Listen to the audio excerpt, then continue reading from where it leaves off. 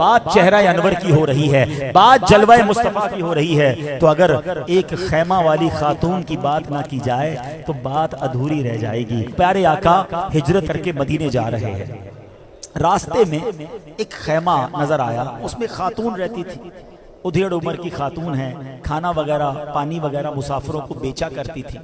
حضرت ابوبکر صدیق بھی ساتھ ہیں، نبی پاک بھی ساتھ ہیں۔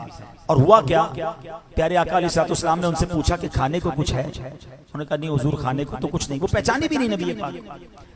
تو آپ نے دیکھا کہ اس کے خیمے میں ایک بکری کھڑی ہے جس کے تھن بھی سوکھے ہوئے ہیں، بالکل لاغر سی بکری ہے۔ آپ نے فرمایا بکری سے دودھ نکال لو، کہا اس میں تو دودھ ہے ہی نہیں۔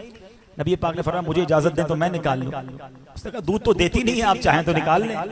اللہ اکبر، نبی پاک نے اس بکری پر ہاتھ پھیرا، تھن پر ہاتھ مبارک ہاتھ لگائے، وہ تھن دودھ سے بھر گئے۔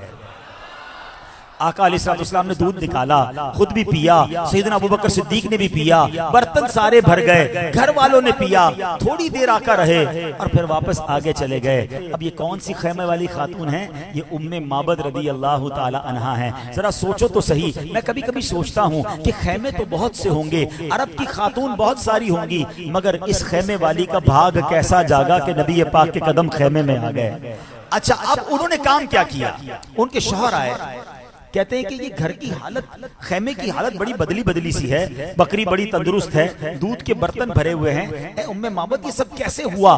ہماری بکری تو دودھ نہ دیتی تھی۔ کہا بس ایک مبارک چہرے والے آئے تھے، ان کو نام بھی نہیں پتا تھا، ایک مبارک آئے تھے، تھوڑی دیر بیٹھے، ہمارے بھاگ جگائے اور واپس چلے گئے۔ اچھا ام معبد یہ تو بتاؤ کہ وہ دکھتے کیسے تھے، ان کا سراپا کیسا تھا؟ اب ذرا غور کیجئے گا پیارے اسلامی بھائیوں، وہ خاتون نہ مفتیاں ہیں نہ عالمہ ہیں، بس نبی پاک کا سراپا بیان کر دیا، آقا کی شان بیان کی کہ وہ دکھتے کیسے تھے۔ اللہ کی قسم ایسے موتیوں جیسے الفاظ بیان کیے کہ ہر سیرت کی کتاب میں جب بھی نبی پاک کا حلیہ بیان کیا جاتا ہے، حضرت ام معبد رضی اللہ تعالی عنہا کے یہ الفاظ ضرور ذکر کیے جاتے ہیں۔ ان کا نام ایسا زندہ ہو گیا، آج 1400 سال گزر گئے ہیں، آج بھی ہم نورانی مسجد میں بیٹھ کر بی بی ام معبد کا ذکر کر رہے ہیں، کیونکہ پیارے آقا کی شان انہوں نے بیان کی۔ تو یہ شان ہے میرے آقا کی کہ جو ان کا نام لیتا ہے اللہ ان کے نام بھی بلند کر دیتا ہے۔ ان کے جو غلام ہو گئے،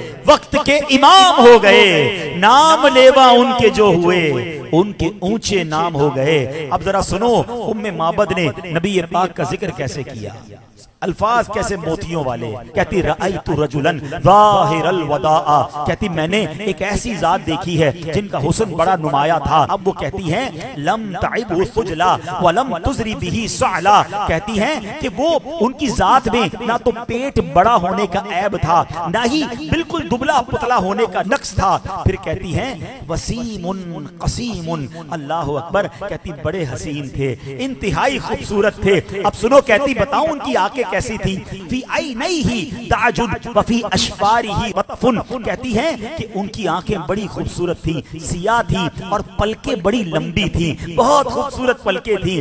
آگے سنو وہ کہتی وفی عنقہ سبحن، ان کی گردن بڑی چمکدار تھی۔ پھر کہتی وفی لحیتہ کثافہ، ان کی داڑھی جو ہے وہ بڑی گھنی تھی۔ وہ کہتی اجمل الناس وابہا من بعید، دور سے دیکھتے تھے تو سب سے زیادہ جمیل نظر آتے تھے، واحلاہ من قریب، اور قریب آتے تو اور خوبصورت نظر آتے تھے۔